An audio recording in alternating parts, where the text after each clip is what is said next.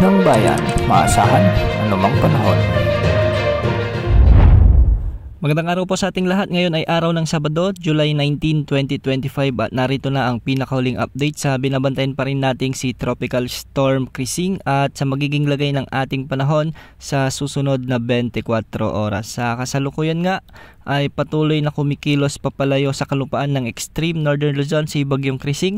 At huli itong namataan sa layong 125 kilometers west-northwest ng Calayan, Cagayan. Sa ngayon ay taglay nito ang lakas ng hangin na umaabot sa 85 kilometers per hour malapit sa gitna at pagbugsong umaabot sa 115 kilometers per hour.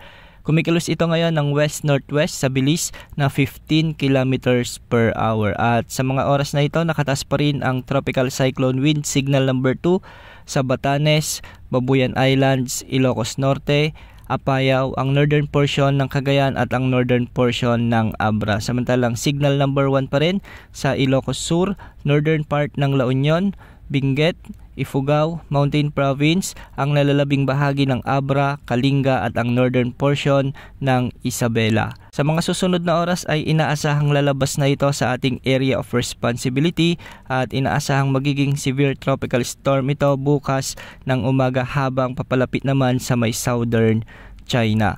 Samantala habagat pa rin na hinihila ng bagyo ang magdadala ng mga pag-ulan sa nalalabing bahagi ng ating bansa. At dahil pa rin kay Bagyong Krising, inaasahan pa rin ang mga pag-ulan sa Batanes, Cagayan, Apayao at Ilocos Norte. Mabagyong panahon pa rin ang inaasahan sa mga lugar na ito at posible ang mga matitinding pag-ulan na posibleng magdulot ng mga pagbaha at pagguho ng lupa. Samantala may mga pag-ulan din at pagbugso ng hangin ang patuloy na nararanasan dulot pa rin ni Tropical Storm Krising sa Isabela, Ilocos Sur, La Union at ang nalalabing bahagi ng Cordillera Administrative Region. Habagat naman ang nagdadala ng maulang panahon sa Metro Manila, Pangasinan, Zambales, Bataan, Cavite, Batangas, Occidental Mindoro, Palawan, Western Visayas at Negros Island Region. Ang mga lugar na ito ay pinapayuhang maging alerto sa banta ng mga pagbaha at pagguho ng lupa, lalo na kung may mga umiiral na katamtaman at malalakas na pagulan at minsan din ay matitinding pagbuhos ng ulan. Samantala magkakaroon naman ng pabugso-bugsong pag-ulan, dulot pa rin ng habagat sa Central Visayas, Zamboanga Peninsula, ang nalalabing bahagi ng Cagayan Valley, ang nalalabing bahagi ng Central Luzon, ang nalalabing bahagi ng Calabarzon at ang nalalabing bahagi ng Mimaropa. Dulot pa rin ito ng habagat kaya posible rin ang banta ng mga biglang pagbaha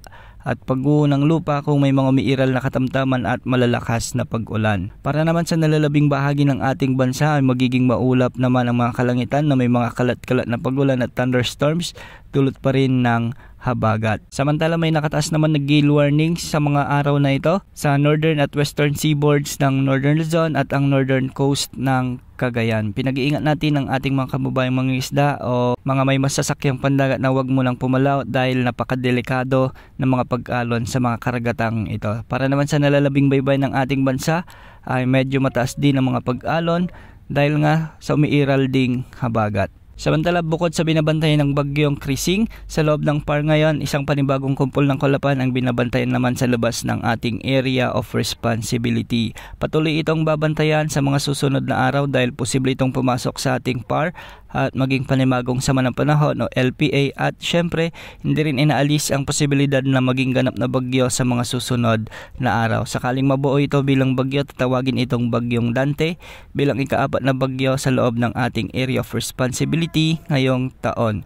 Patuloy naman nitong hahatakin ng habagat na magdadala pa rin ng mga pag-ulan, particular sa kanlurang bahagi ng Luzon sa mga susunod na araw. Manatiling mag-monitor sa mga sumusunod na update ukol sa mga potensyal na sama ng panahon na ito.